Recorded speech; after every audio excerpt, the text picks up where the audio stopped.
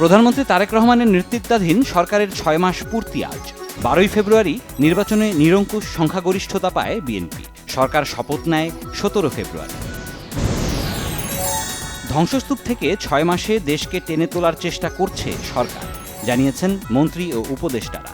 জানালেন, নির্বাচনী ইশতেহারকে সামনে রেখে বিভিন্ন খাতে কাজ চলছে। বিএনপির স্থায়ী কমিটির সদস্য রুহুল কবির রিজভী বলেছেন, বেগম খালেদা জিয়া অপরাজেয় মৃত্যুবরণ করলেও কোনো অন্যায়ের কাছে মাথা নত করেননি তিনি। তথ্য ও সম্প্রচার মন্ত্রী জহির উদ্দিন স্বপন বলেছেন, স্বৈরাচারী মনোভাবের কারণেই আওয়ামী লীগ বারবার জাতীয়তাবাদী শক্তির কাছে পরাজিত হয়েছে। গণমাধ্যমের স্বাধীনতা ক্রমেই সংকুচিত হয়ে আসছে বলে মন্তব্য করেছেন এনসিপির আহ্বায়ক ও বিরোধী দলীয় chief whip Nahid Islam. AB পার্টির চেয়ারম্যান মুজিবুর রহমান মঞ্জু বলেছেন, সরকার প্রধানের নানাবিধ সংস্কারের মন মানসিকতা থাকলেও ক্ষমতাসীন দলের নেতাকর্মীদের মধ্যে তা পরিলক্ষিত হচ্ছে না। ভারতে অবস্থানরত শেখ হাসিনা কোন স্ট্যাটাসে আছেন তা এখনও বাংলাদেশ জানে না, বলেছেন চিফ প্রসিকিউটর আমিনুল ইসলাম। দেশে ফিরিয়ে আনতে প্রয়োজনীয় আইনি প্রক্রিয়া শুরু হয়েছে। স্বরাষ্ট্রমন্ত্রী সালাউদ্দিন আহমদ জানিয়েছেন, বাংলাদেশে আল কায়েদার তৎপরতা নিয়ে জাতিসংঘের প্রতিবেদন আমলে নিচ্ছে না সরকার। পানি সম্পদ মন্ত্রী শহীদুদ্দিন চৌধুরী অ্যানি বলেছেন, তিস্তা প্রকল্প একটি চ্যালেঞ্জিং প্রকল্প, এর সাথে ভারতের স্বার্থ জড়িত। এ বিষয়ে ভারতকেও চিন্তা করার আহ্বান মন্ত্রীর। দেশে উচ্চশিক্ষার ক্ষেত্রে কাঙ্ক্ষিত নিরাপত্তা, পরিবেশ ও অন্যান্য সুযোগ সুবিধা না থাকায় শিক্ষার্থীরা বিদেশমুখী হচ্ছে, বলেছেন শিক্ষামন্ত্রী ডক্টর আ.ন.ম এহসানুল হক মিলন।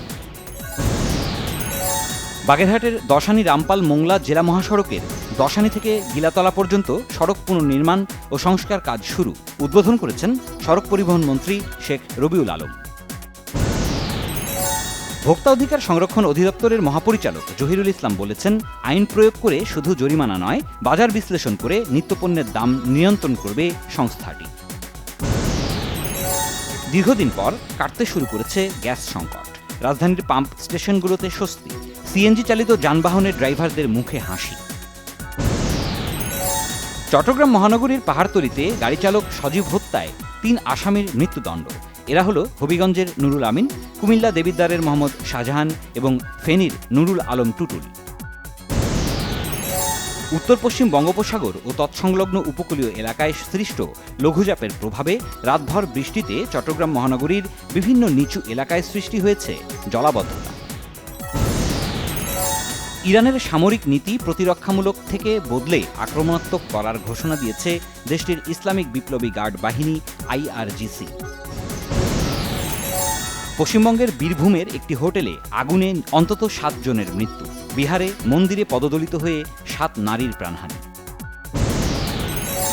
অস্ট্রেলিয়ার বিপক্ষে ১ জয়ে আইসিসি টেস্ট চ্যাম্পিয়নশিপে ৪ নম্বরে উঠেছে বাংলাদেশ। ভারত, শ্রীলঙ্কা, ইংল্যান্ডের মতো দেশকে পেছনে ফেলেছে টাইগাররা।